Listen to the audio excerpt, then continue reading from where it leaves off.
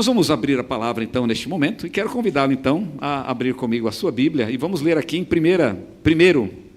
Samuel. 1 Samuel capítulo 8, versículos 4 até o 9. 1 Samuel capítulo 8, versículos 4 a 9. É um texto que quero ler com vocês e a palavra do Senhor que vamos meditar então neste momento diz assim: Então os anciãos todos de Israel se congregaram e vieram a Samuel a Ramá e lhe disseram: Vê, já estás velho e os teus filhos não andam pelos teus caminhos. Constitui-nos, pois, agora um rei sobre nós para que nos governe como o têm todas as nações. Porém esta palavra não agradou a Samuel, quando disseram: Dá-nos um rei para que nos governe. Então Samuel orou ao Senhor.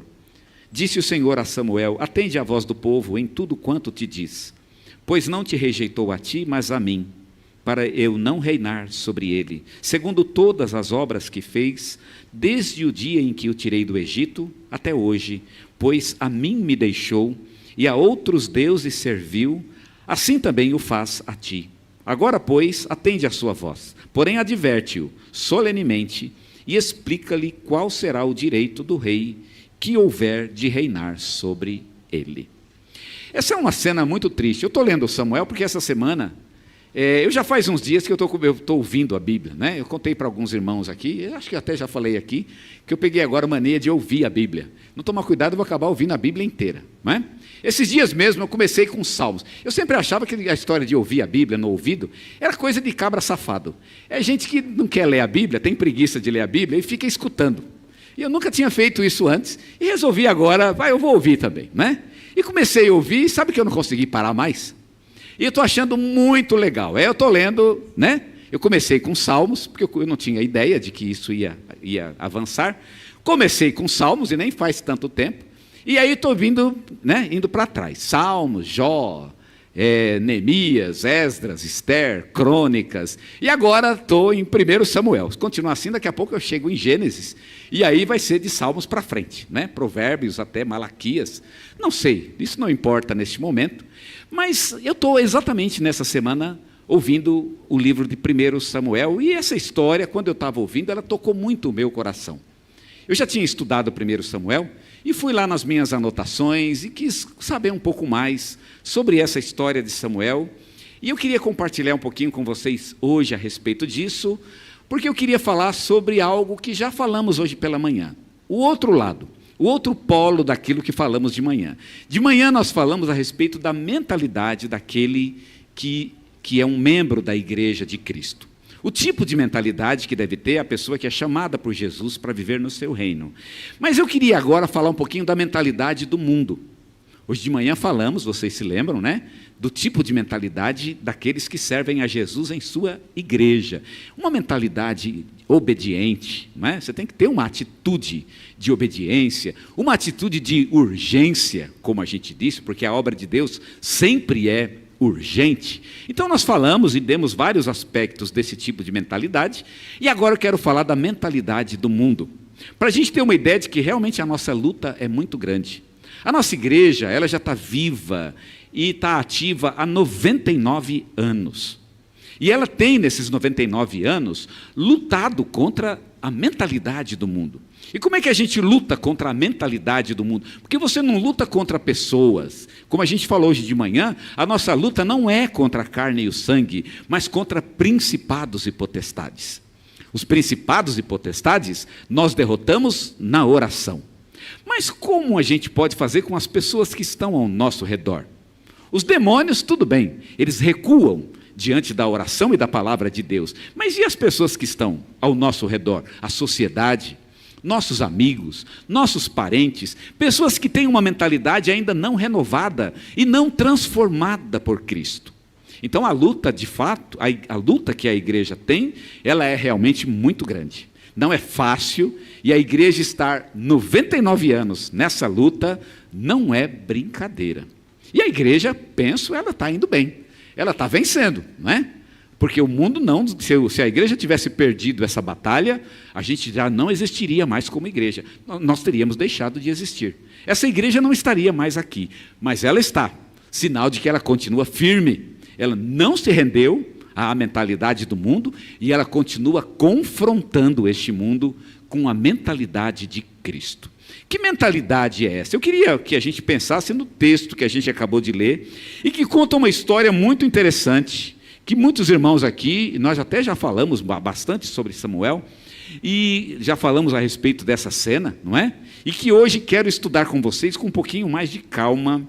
E para contextualizar, aconteceu o seguinte: o povo vivia sob a direção de um juiz, Samuel, um grande homem de Deus. E aí o povo queria um rei. De repente o povo colocou na cabeça de que a solução para os seus problemas era a monarquia. Até então eles viviam num sistema de juizado. Quem mandava na nação e quem detinha o poder na nação, o poder soberano, era o juiz. É como se hoje, no Brasil, quem mandasse fosse, por exemplo, o Tribunal Superior, por exemplo. Seria mais ou menos como se fosse assim. Quem mandava era um juiz. E o corpo de juízes, então, que o ajudavam, era quem, então, tomava conta dos negócios da nação. E o povo começou a achar que a solução para alguns problemas que eles estavam vivendo seria a instauração de uma monarquia, um rei. Todas as nações tinham um rei, e era uma maravilha, era uma bênção, está todo mundo feliz, todo mundo contente, todo mundo ama o rei é uma pessoa muito boa, muito honesta, ele não é correto, não tem ambição, então um rei é a solução para todos os nossos problemas, e começaram a achar que esse era o caminho, e foram falar com Samuel. Samuel era uma espécie de presidente, e Samuel não gostou nada, levou para o lado pessoal. Nem era pessoal, eles até gostavam de Samuel, inclusive. Quem lê o texto sabe disso, o povo gostava muito de Samuel. Mas Samuel levou para o lado pessoal e ficou muito triste. E foi reclamar com Deus: Deus, esse negócio isso não está legal. E aí Deus consolou Samuel e falou: filho, fica tranquilo. Não é você que eles estão rejeitando é a mim. Mas atende, eles querem um rei, vamos dar um rei a eles. Fique tranquilo.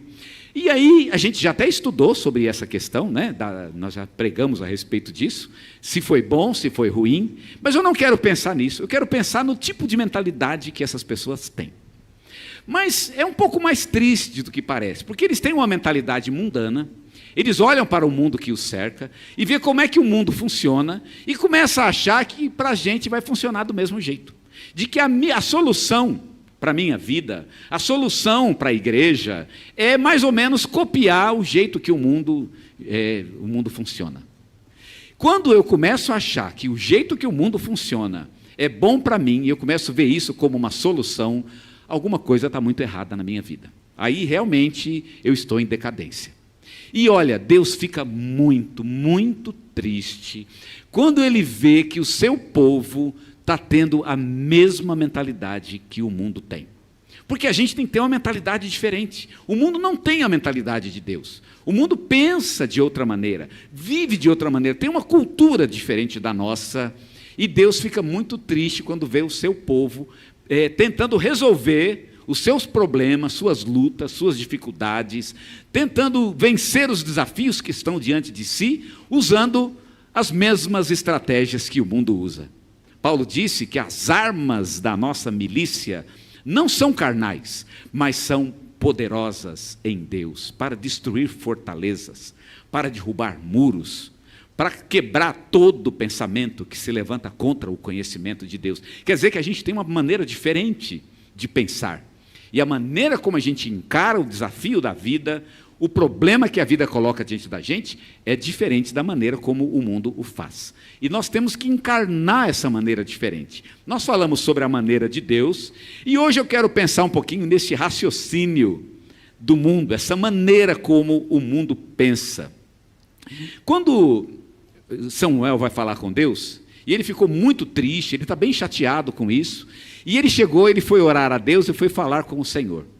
E ele ajoelhou, falou: Deus, olha, eu estou muito triste, esse povo me rejeitou, eles não estão gostando de mim, só vê problema, não é? Porque não tem problema, a culpa é de quem? A culpa é do capitão do time, não é isso? Troca o capitão do time, troca o dono do time, não é assim que se faz ou não? E às vezes nem é a culpa dele, às vezes ele é até um bom técnico, mas trocar o técnico geralmente é uma solução para ver se a coisa muda. E aqui o Samuel está meio que eles estão querendo trocar o técnico, para ver se não estão gostando de mim. E Deus fala, não, Samuel, fica tranquilo, não é nada contra você, você está fazendo um bom trabalho, mas vamos fazer o que eles estão querendo. E quando Samuel fala com Deus, a resposta de Deus é, primeiro Deus conforta Samuel.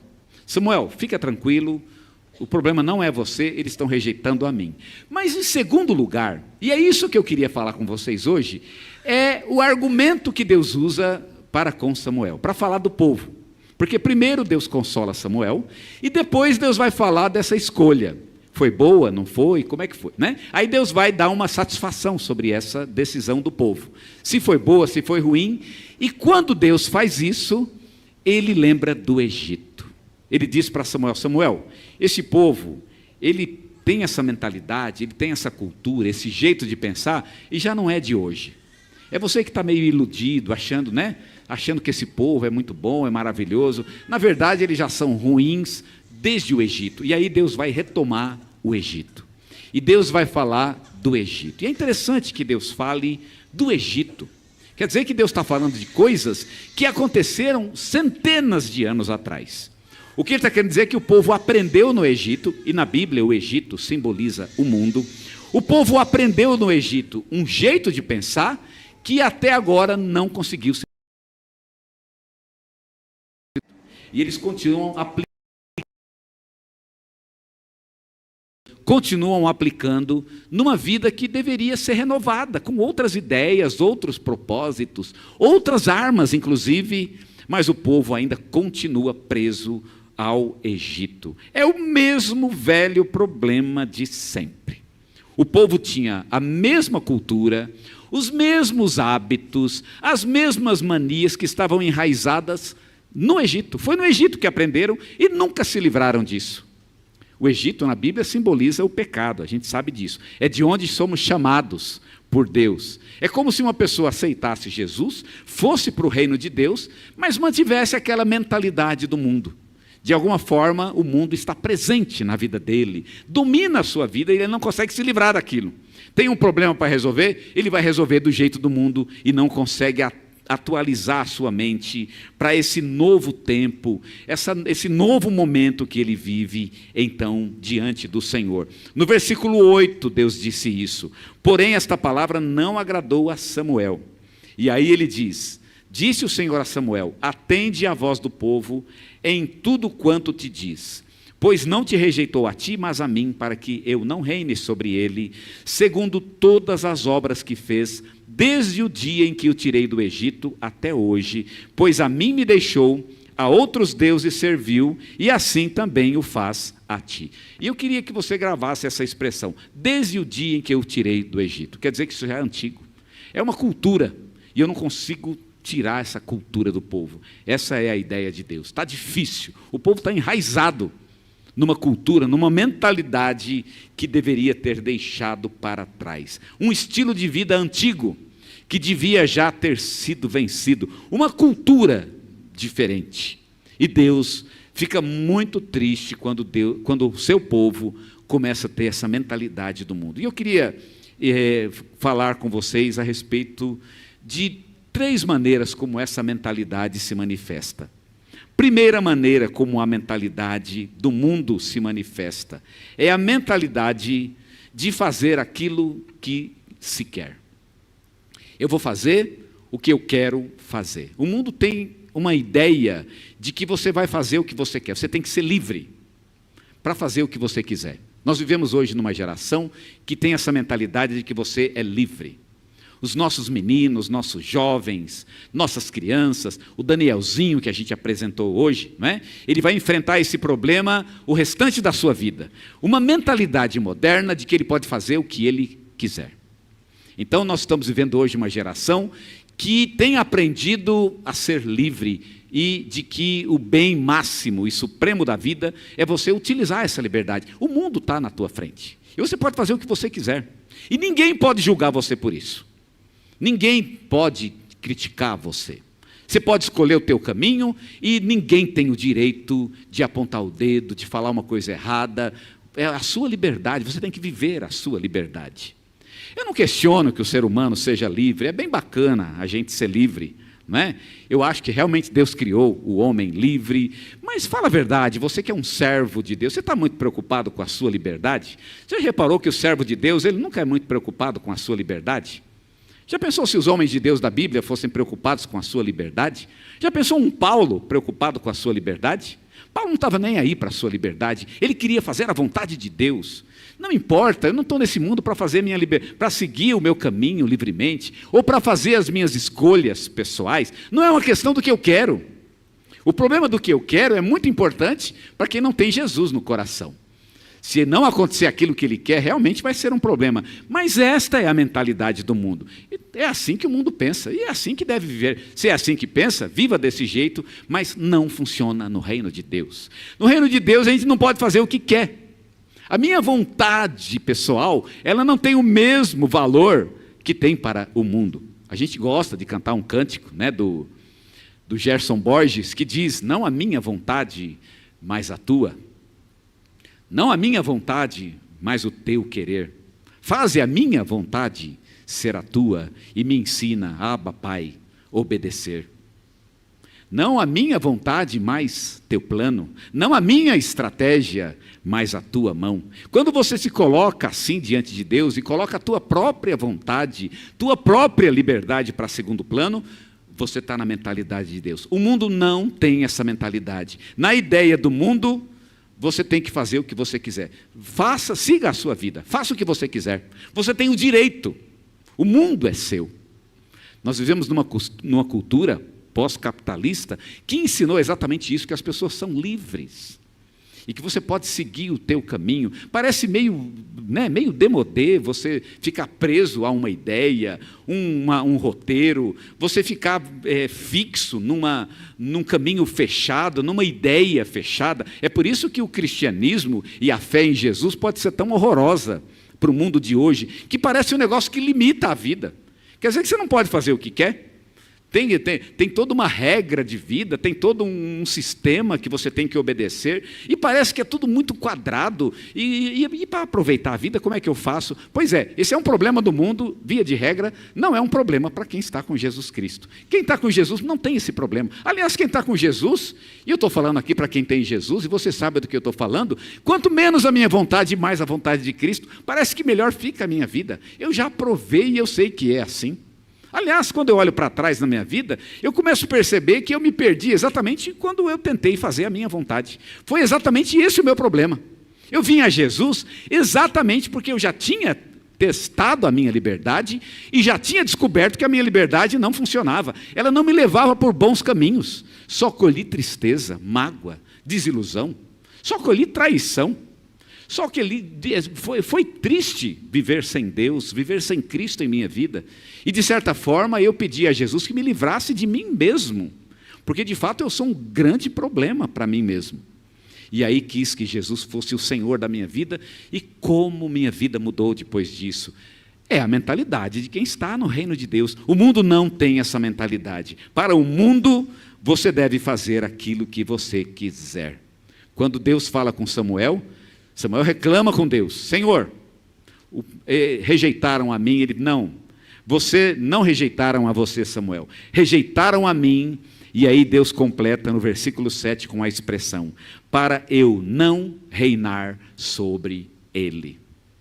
E essas palavras ficaram muitos dias no meu coração, para eu não reinar sobre ele. Eu não quero o governo de Deus em minha vida. É interessante que aqui neste mundo as pessoas são obrigadas, né, a ter um governo. Eu acho interessante isso. Quer dizer, você tem obrigação de ter um governo, você paga um imposto caríssimo, por exemplo. Você tem que obedecer regra, você tem que obedecer lei. E se você não obedece, você vai se dar muito mal na nossa sociedade. E cada dia que passa, as leis se fecham mais. E o sistema que pune, principalmente aquele que arrecada, é cada vez mais forte, mais rígido e mais difícil de ser quebrado. Pois muito bem, você é obrigado a se sujeitar a um rei que está nessa terra, mas você não quer se sujeitar a um rei que está lá no céu. Como é triste pensar assim. Deus diz a Samuel, eles estão fazendo isso para que eu não reine sobre eles. é que eles estão rejeitando. Exatamente a mim é que eles rejeitam. O povo não queria o governo de Deus porque queria ser independente. Eles queriam que fosse do jeito deles. E não queriam Deus, porque eles não queriam ter algo que os dominasse, algo que os limitasse. Eles não queriam algo que os controlasse.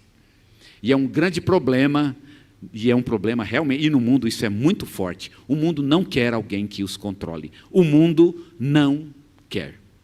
É muito difícil alguém aceitar a Jesus, por vários motivos, mas um dos mais fortes é certamente esse, porque as pessoas têm uma impressão, e eu sinto muito em dizer a elas que elas estão certas, de que se elas entregarem o coração a Jesus, elas vão ganhar muito, mas elas vão perder a liberdade. Não é assim que as pessoas pensam? Eu acho que eu vou deixar para depois, né? Aliás, hoje de manhã nós falamos sobre essa mentalidade do mundo. É até bom, mas eu vou deixar para amanhã. Essa ideia de retardar as coisas, principalmente as coisas de Deus. Pois muito bem, é exatamente essa a ideia do mundo. O mundo quer viver a liberdade, pois quem está com Deus não está muito preocupado com isso, afinal. É a cultura do mundo, é a mentalidade deste mundo. A segunda cultura, ou a segunda mentalidade do mundo, é a mentalidade da idolatria. O mundo é idólatra. Ele vai buscar outros deuses e vai servi-los, mas nunca vai buscar a Deus. No versículo 8 diz: a mim me deixou e a outros deuses serviu. O mundo sempre vai buscar outros deuses. Existe uma tendência natural no mundo que é voltada constantemente para outros deuses e quase que como uma estratégia definida e proposital para evitar a adoração ao verdadeiro Deus. Porque o verdadeiro Deus nunca foi o primeiro propósito da vida das pessoas. E no caso de Israel, isso já era um problema cultural. O povo tinha uma dificuldade de entronizar a verdadeira adoração a Deus. Adoravam a Deus. Ia no culto, fazia lá, né, as orações, faziam sacrifícios, mas quando voltavam para casa eles tinham seus ídolos nos lares. E o povo não conseguia se livrar desses ídolos. Foi preciso uma obra muito grande de Deus e muito difícil para o povo levar este povo até a instauração de uma teocracia naquela nação, porque o povo realmente era tendente à idolatria de uma forma impressionante. A gente comenta que o Brasil é idólatra, e de fato o Brasil é um país idólatra, mas, irmãos, muitas vezes em nossas próprias vidas, nós temos deixado de entronizar a verdadeira adoração a Jesus, a verdadeira adoração a Deus em nossos corações, para servirmos a outras coisas, para servirmos deuses que criamos dentro de nós mesmos, coisas que colocamos em nossos próprios corações e que substituem a presença de Deus em nós. E quando isto acontece, isso então é idolatria em nossas vidas. A idolatria é uma tendência natural do ser humano. Sabe por que os seres humanos são idólatras? Porque eles precisam de coisas que eles vejam. É por isso que os ídolos e as imagens, no Brasil e em outros lugares do mundo, eles são tão famosos, porque as pessoas elas só podem confiar naquilo que tem nas mãos. Se ele pega uma imagem nas mãos, pelo menos ele tem algo na mão, algo em que ele pode confiar. Como é que eu vou colocar a minha fé em Deus? Eu não o vejo, eu não cheiro, eu não sinto, eu não sei.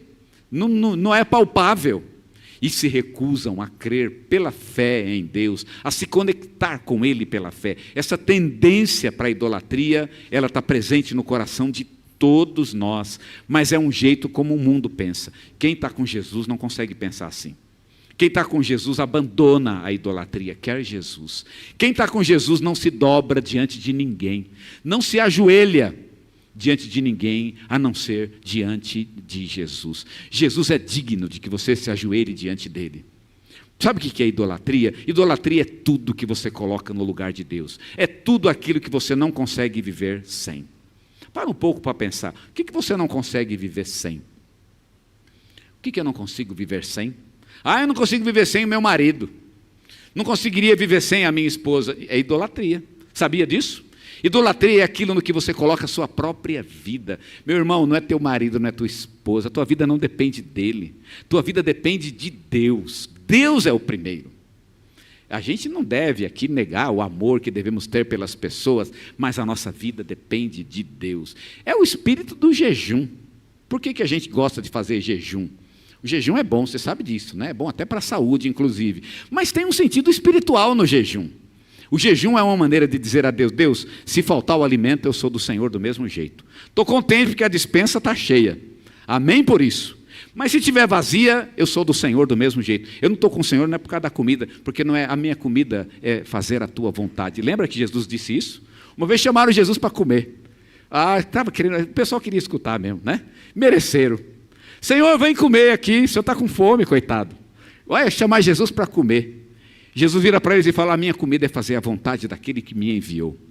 Né? Pessoal, rabinho entre as pernas, não é? Jesus já deu bronca nele, gente, qual é? Eu não preciso disso. E Jesus já tinha dito isso antes, tinha falado para o próprio diabo, inclusive, quando foi tentado por ele, naquele deserto. Transforma as pedras em pães, porque o Senhor está com fome, faz 40 dias que você não come. O que Jesus respondeu? Nem só de pão viverá o homem. Jesus, ele próprio era o pão. Como é que eu sou o pão da vida, agora vou atrás de pão, ainda pão que o diabo me oferece? Imagina, é ruim.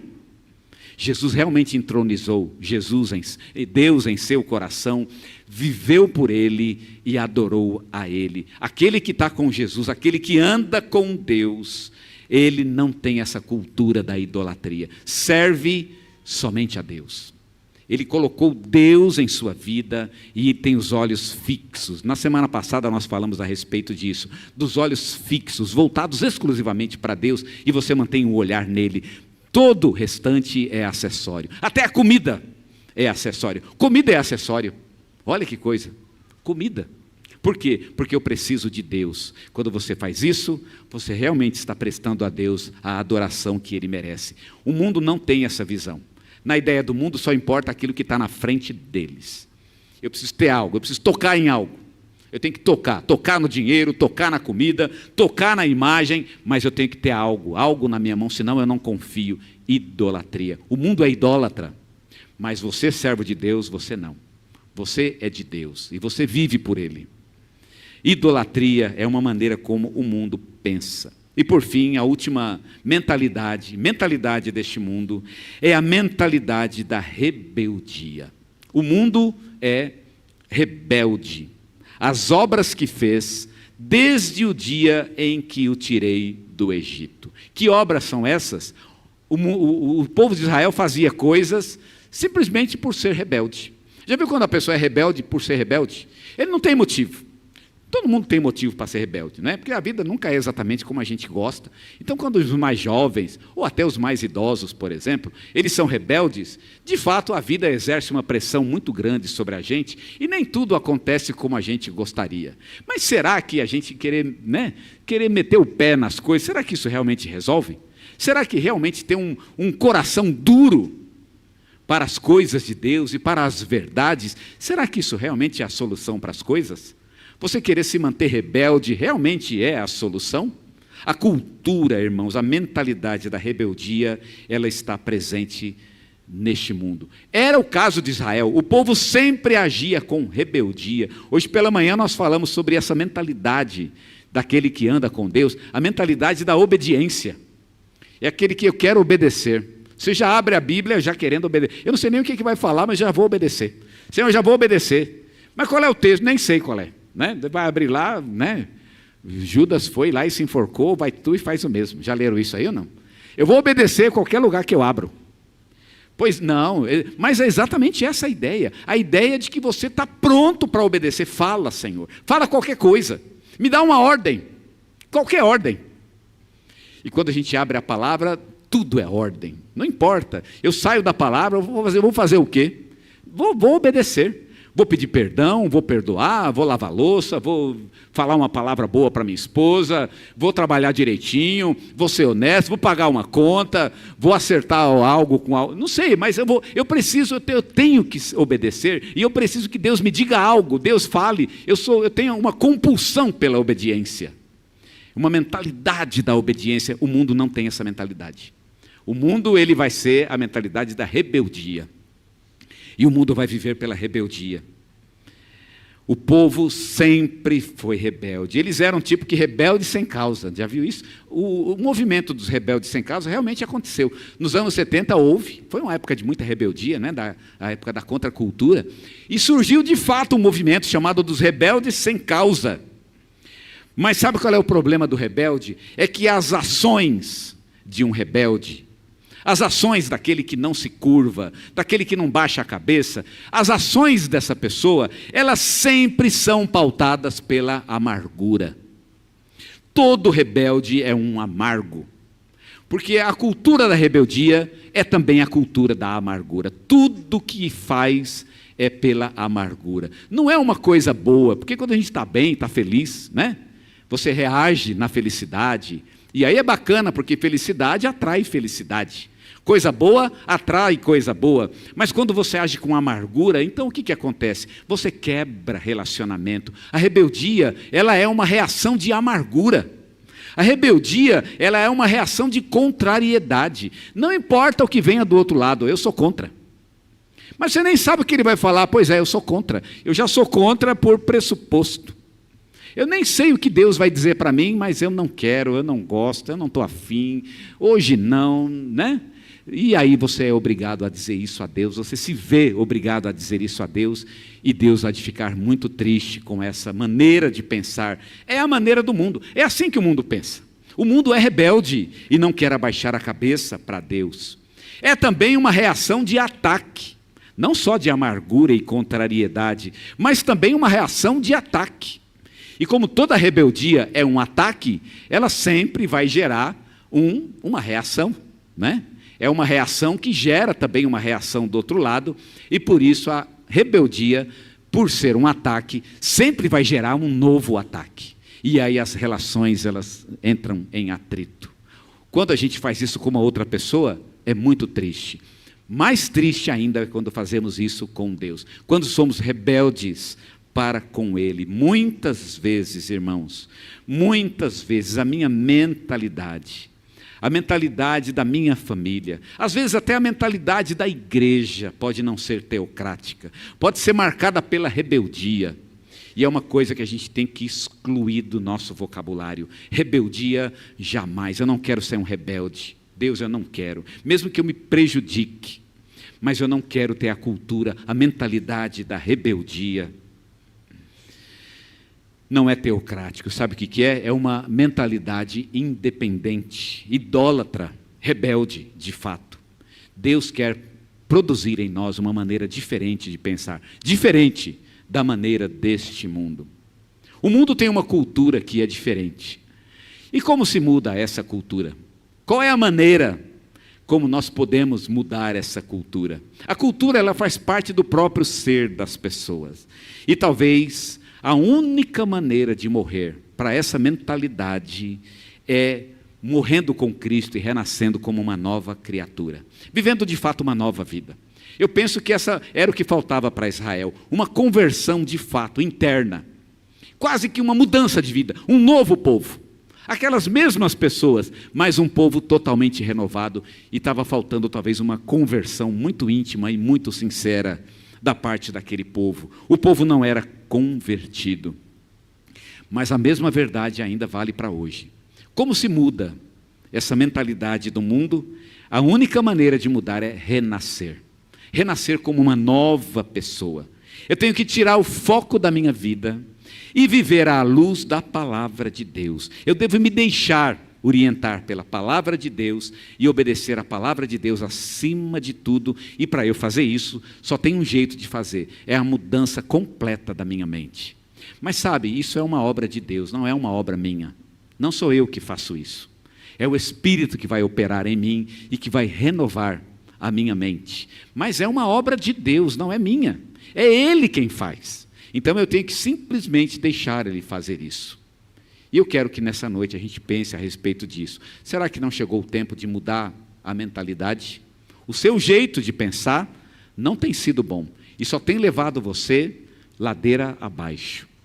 Mas será que não é o momento de renovar, deixar Jesus trabalhar e assumir um novo modo de pensar, uma nova mentalidade de fato, algo que entronize Deus em sua mente, em seu coração, e que você possa assim viver para Ele. É diferente do jeito mundano de pensar, mas é o caminho que Deus coloca diante de nós, para que possamos viver e para que possamos encontrar verdadeira razão e felicidade neste mundo.